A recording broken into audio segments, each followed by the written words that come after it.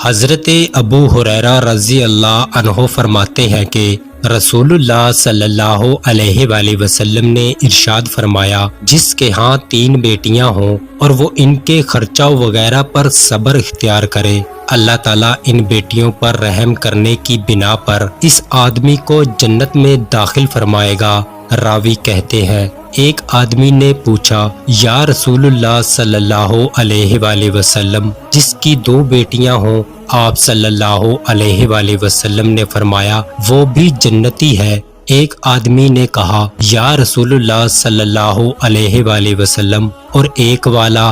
ایک والا بھی جنتی ہے۔ حضرت سراقہ بن مالک رضی اللہ عنہ فرماتے ہیں کہ رسول اللہ صلی اللہ علیہ وآلہ وسلم نے ارشاد فرمایا، کیا میں تمہیں سب سے بڑے صدقے کے بارے میں تمہاری رہنمائی نہ کروں؟ تیرے لیے سب سے بڑا صدقہ تیری وہ بیٹی ہے جو شادی کے بعد شوہر کے فوت ہو جانے یا طلاق دینے کی وجہ سے واپس تیرے پاس آ گئی ہو، تیرے سوا اس کا کوئی سہارا نہ ہو۔ حضرت عبداللہ بن عباس رضی اللہ عنہ فرماتے ہیں کہ رسول اللہ صلی اللہ علیہ وآلہ وسلم نے ارشاد فرمایا، جس کے ہاں 2 بیٹیاں پیدا ہوئیں، اس نے ان کو زندہ دفن نہ کیا، ان کو برا نہ جانا اور نہ ہی بیٹوں کو ان پر ترجیح دی، اللہ تعالیٰ اس کے بدلے میں اس کو جنت میں داخل فرمائے گا۔